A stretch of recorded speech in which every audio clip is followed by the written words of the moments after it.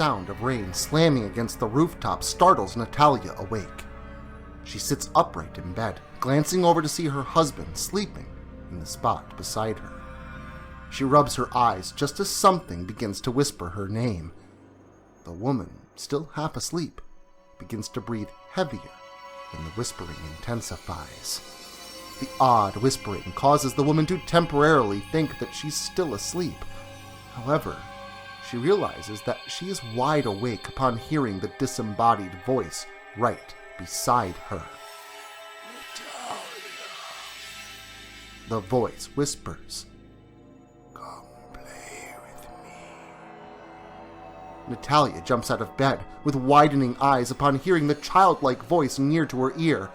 It is easily recognizable, a voice that she hasn't heard in so long. Leaving Patrick, who still sleeps in the bed, she quickly throws on her robe and scurries from the master bedroom, eager to follow the voice.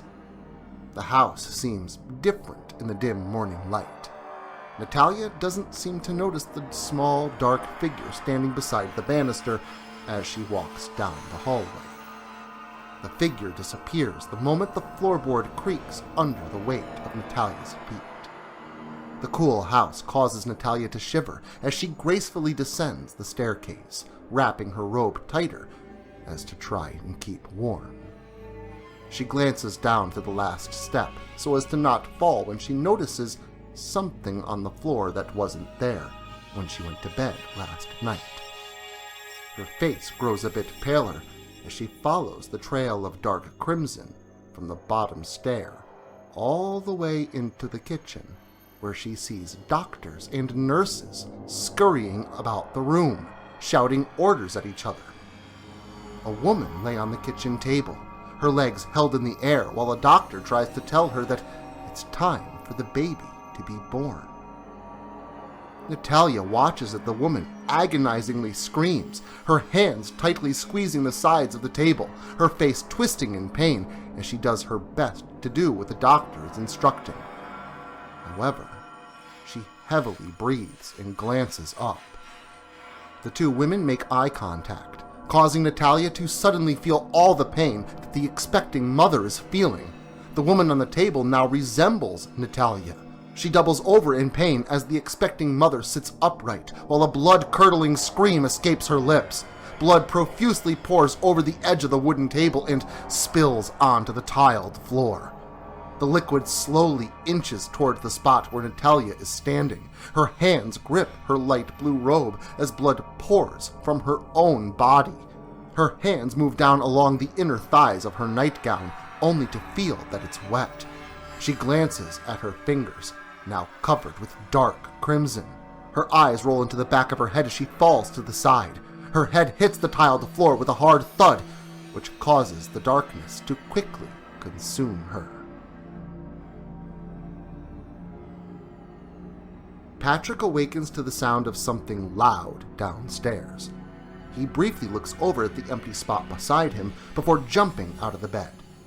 He rushes out of the bedroom, down the hallway, and skips 2 stairs at a time while rushing to see what the commotion is. His socks slip on the wooden floor, causing him to slide further into the entryway, where he notices his wife laying on the tiled floor of the kitchen, blood surrounding her.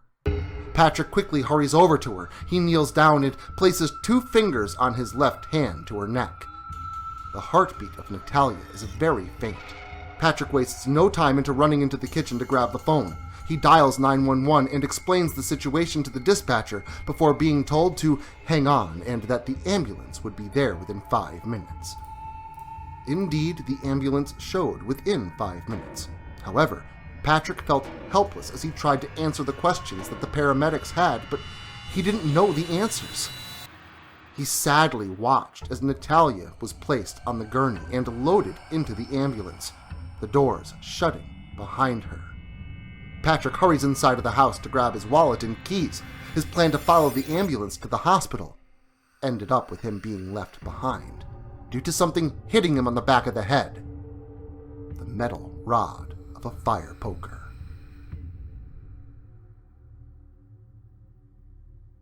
Hours tick by as Patrick lay on the floor in the entranceway. He stirs slightly upon hearing a familiar tone of music, a tone that he hadn't heard in 6 months. Delicate, porcelain hands gently shake Patrick, which startles him awake.